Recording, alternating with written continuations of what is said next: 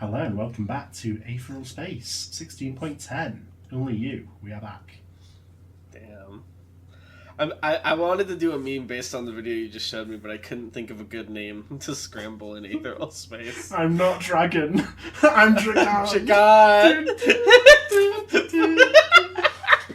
Finds a note on his body. Hey, sorry, I meant to tell you when I had a minute, but I'm Dragon Hadrian, your friend. Roof's like, damn it. Thought he was the Supreme. She thinks it's a different guy. Yeah. Do you hear that one Skipper wanted to kill? I think he got I know what you do. Roof has face blindness. So when Dragon changed his outfit, she thought he was a different person. Ruth walking up to Dragon like, I remember your genocide. If you go back to chapter 1, after clearing the story, Musashi goes, Dragon, I remember your betrayals. The implication that Musashi's flowing is very good. Anyway, that's enough about Undertale and Deltarune. We're here to talk Conscience, I remember your genocides. Are we meant to be Dragon? Okay. It hadn't been easy. Oh, sorry. Aetheral Space 16.10. Only you. It hadn't been easy to get out of the seat of man, but Alcera Nox had done it. Broken walls and broken windows. That didn't mean she'd escaped, though. And it certainly didn't mean she was safe. Not that she was the one she was concerned about right now. Tap, tap, tap. She hopped from foothold to foothold as she retreated into the city, sweat coating her face. Surveillance automatics and floating billboards. All the world was her staircase right now, another step on her desperate scramble to safety. Behind her, the hulking monolith of the seat of man refused to grow small, as if taunting her. She glanced down at the one she held in her arms, trying her best to ignore the warmth of blood coating her hands. The man from the Tree of Might they'd clashed against, the third branch tier masterman, was a terror. Within barely a minute of fighting, Sam had already received a grievous wound, and Alcera had immediately decided to get out of there. They'd bought the widow that minute of time, and it was more than she deserved anyway. How long had she been running now, at full speed? Long enough for a safe distance, at least. Alcera came to a halt atop the next skyscraper, in the midst of a rooftop garden, allowing herself just a moment to catch her breath. Alcera! Sam wheezed. Don't! Not leaving you! Alcera hissed back, her voice straining against the bars in her mind as she tried to make herself heard. Not that! Sam gasped. You! Tap! You're fast, dame, came the casual voice of Tier Masterman from behind her. Yes, very fast, but I'm fairly fast myself. Slowly, as if moving through molasses, Alcera looked over her shoulder in horror. She'd put everything she'd had into that escape. Adrenaline and aether-infused adrenaline, all driving her as fast from the battlefield as possible. She'd been sure nobody could catch up to her, and yet here stood Tier Masterman. He looked different from when they'd been fighting before. Branches of white wood were winding around his face, surrounding his eyes like a domino mask, and a cape of vivid green leaves flowed out from his back. He smiled politely as their eyes met. My absolution, he explained, one hand behind his back. White birch. When it comes to speed, I'm afraid I can't be beat, young lady. Alcera swallowed, taking a slow step back, shielding Sam with her body. She didn't say anything, but Masterman seemed like he understood what was going through her head. We began a battle, he said softly. A duel between me and you. Even if you run away, do you expect me to just abandon our clash? Ah, no, I cannot. Skamali. What language is that? It's Norwegian. It's, yeah. Norwegian? Norwegish? I don't know. Yeah. Okay. Carefully, Alcera lowered Sam down, setting him down against the wall. He reached out with a hand to stop her letting go, but she quickly stepped away. Don't, he said, voice hoarse. He'll kill you. You have good judgment, my child. Masterman stroked his tower of facial hair. Indeed, putting down your burden turns your situation from impossible to improbable. Now, at last, he smiled, it can be called fight. And came for her. 5 years ago. Once, the name Nox had meant something. They had been up there with the Graces and the Defleurs and the how do you pronounce that last word? Vocanante. Old families drenched in prestige, serving as jewels in the crown of supremacy. There had been Nox among the unkindness of Renee the Raven, among Gale's heroes of form, even among the bloody kitchen of Henry the Glutton. It had all started with that final bloody bastard, General Artorius Nox. With his death in the Kingdom Moon incident, the star of the Nox had steadily begun to fall. Their business connections had slowly cut off contact. Their political fatigue began to wither away. Fatigue? What the fuck did I mean by this? What did I mean by it? What words is that meant to be? Did you want it to be like their political... There you go. Their political position began to wither away. Maybe faction prestige is what you meant? It would have been prestige, probably. Began to wither away, and day by day, Nox became a word much like any other. Alcera and Derna had been the family's last hopes, twin prodigies skilled in combat. It was thought that they could be pushed to the forefront of the next generation of special officers, that they could serve as symbols that the Nox were far from done. What a joke. They'd never even gotten their certification. Not that things were much better before then. To be fair, didn't they get like a crazy-ass guy who was like, only one of you gets to be a special officer, and the rest of you die? Yeah, he did end up dying shortly after, so his teaching methods perhaps were questionable. Questionable, yeah. What a joke. They'd never even gotten their certification. Not that things were much better before then. Hey, said Daphne Halicourt, thumping Alcera's desk with her foot. Hey, I'm talking to you. Alcera looked up from her script, her face blank and unamused. This was not an unusual situation. Every time the instructor left for the lunch hour, Daphne would inevitably beeline for a classmate to torment. Her usual victim, Niles, wasn't here today, so it seemed she was trying her luck with Alcera. Hey, Daphne smirked, putting her hands on her hips as she rattled the desk once again with her foot. Can you not hear me? Are you seriously deaf or something? Come on, just answer me. That's so rude. This time her kick was more vicious, slipping past the table leg and striking Alcera in the shin. Ow. Alcera said nothing. It was funny. Daphne always waited for the instructor to leave before doing this sort of thing, but he probably wouldn't have done anything about it if he was here. Starhaven Combat Academy was said to be the supremacy writ small. While they all wore the blue blazers, the strong were free to torment the weak as they liked. Oh my god, this is like a manhwa. Even if strong just equaled loud and obnoxious at this age. Case in point, Daphne peered in for... How old would she have been at this time? This is 5 years ago, so around 15 or so. Gotcha. Oh my god. Case in point, Daphne peered in further, inspecting Alcera's bored face with a hint of distaste. Oh my god, she muttered. You're so weird. How come you don't talk? Do you think you're better than everyone else or something? That's so stuck up of you. You're such a freak. The screech of a chair, making Alcera seem much angrier than she was as she got up. A thin smirk stretched across Daphne's face. She thought she'd gotten the reaction she wanted. Any reaction at all seemed to fill her with joy, though. I'm joking, she giggled, taking a step back. Are you being serious right now? Did you not get that was a joke? No wonder people think you're weird. You need to chill out, okay? I can see Daphne changed a lot in 3 years. The bullying methods became more complex.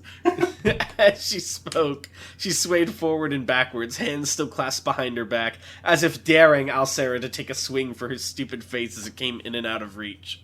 Alcera wasn't mad. Alcera wasn't mad at all. She's just rage-baiting. Unclenching her fists, she turned to leave. I hear your sister's a weirdo, too. And then turned to kick that bitch's ass. Only the door opened. Derna Nox poked her head into the classroom, her calm red eyes scanning the situation before her. Her frown deepened slightly, and her gaze flicked to Alcera, who was still mid-step towards Daphne. Don't bother with her sort of scum, Derna said, her voice dull. All she can do is bang at her drum. Alcera smiled, the tension already leaving her body. Wait, who's talking? Alcera? Yeah. It's true, she sighed. An animal like her belongs in a zoo. Daphne and her friends were already laughing at the Nox twins' unique manners of speech, but Alcera didn't care anymore. As she walked out of the class... Oh yeah, they rhymed, I forgot about that. They're the Paradox twins. She walked out of the classroom to join her sister. She'd already forgotten entirely about Daphne's taunts. Compared to the piece... Is that why she doesn't talk much anymore? Because she has no one to rhyme with? Yeah. Oh my god. Compared to the piece that had returned to her now, that girl was nothing. Nobody who looked at the Knox twins would have been able to tell them apart. They had the same face, they wore their hair the same way, and they dressed identically. They were two halves of a whole. It wouldn't do for them to look different from one another. When Alcera and Derna had been children, they'd had their own language, one that none of the grown-ups could understand, a tongue for them alone.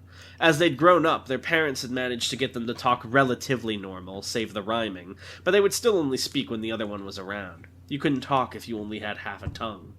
Alcera was half of Derna, and Derna was half of Alcera. Only when they were together were they a whole person. They were two halves of a whole, and the thing about being two halves of a whole was that you were never alone. Alcera Knox bled. Tyr Masterman's speed simply could not be beaten.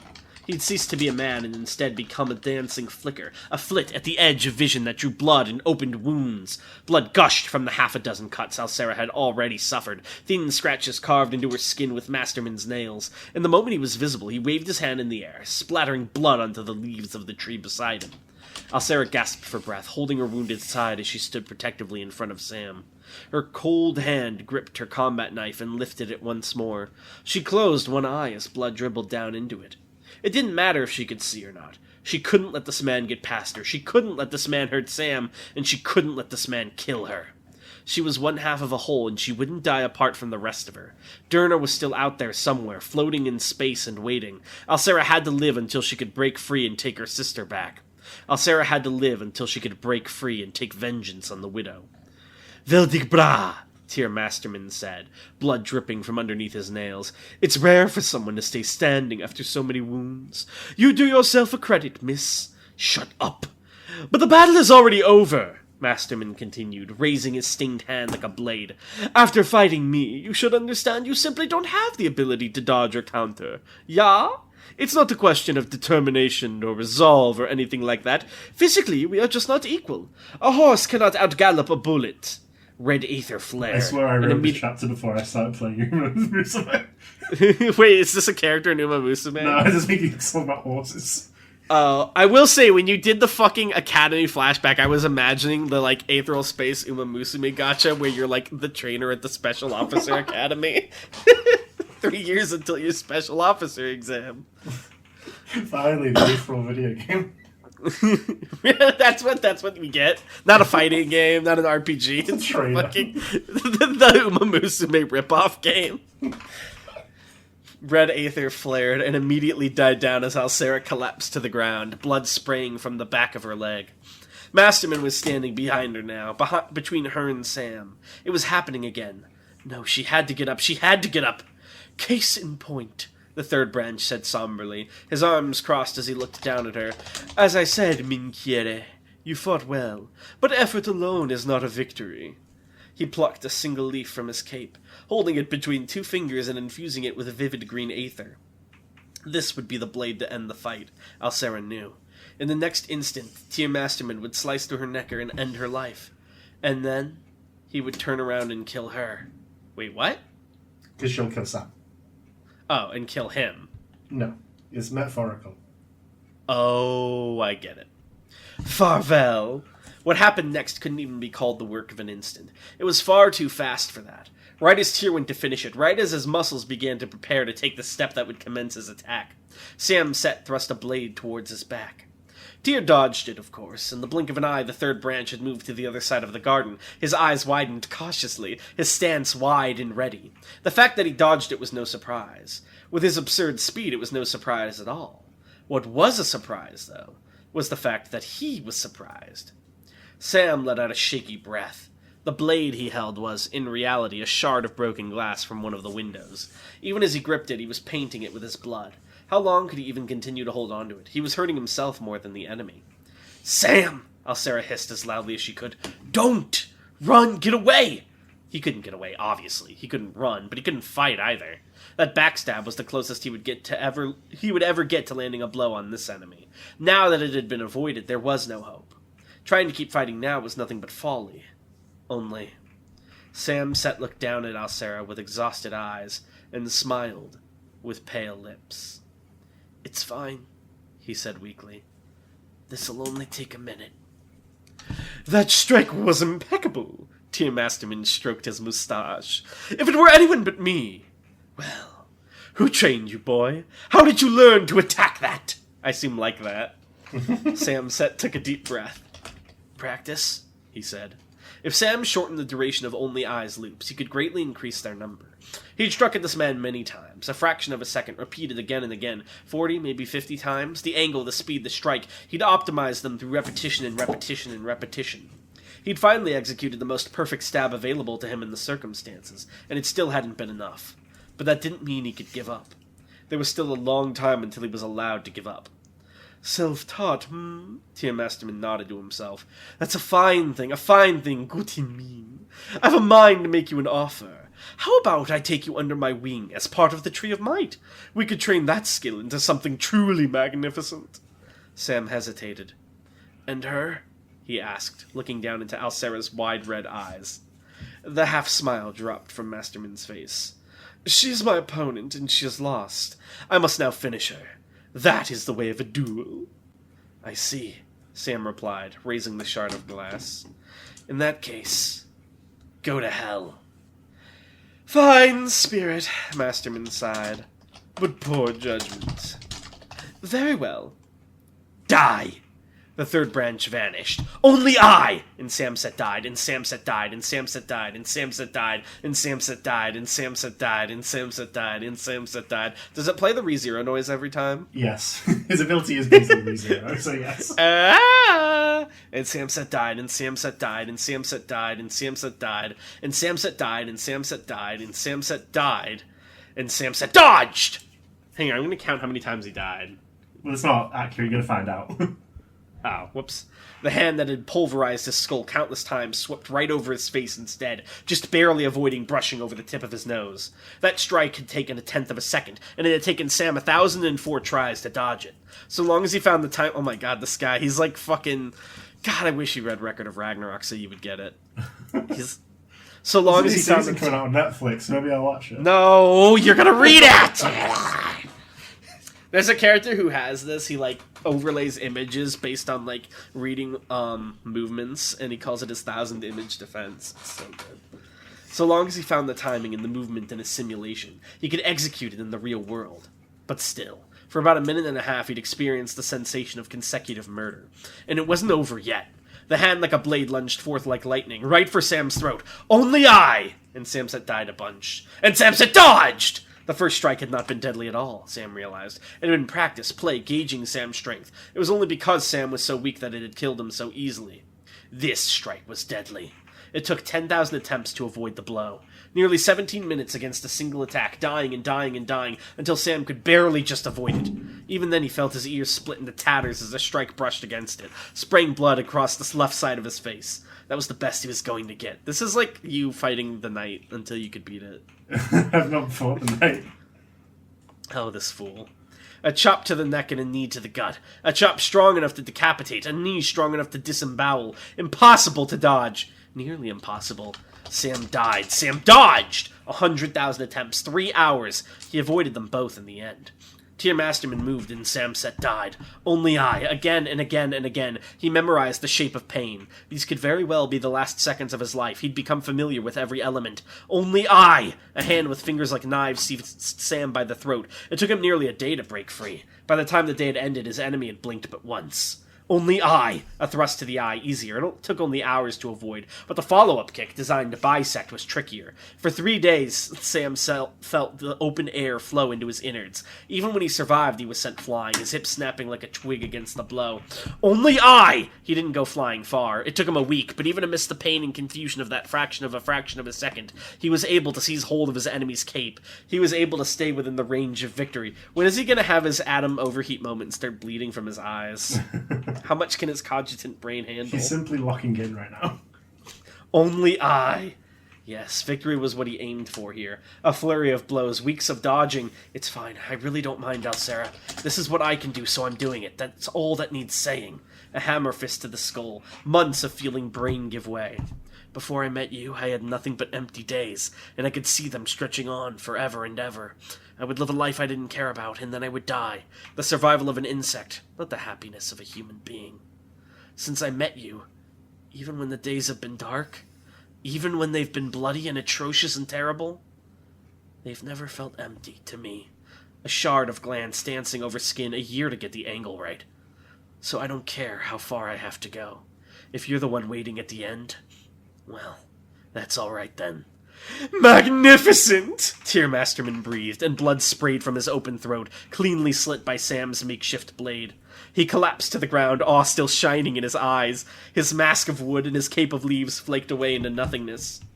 Sam joined him a moment later. His head felt like it was on fire, and his thoughts felt like they'd been ground to dust. The floor rushed towards him like a train, but it never reached him.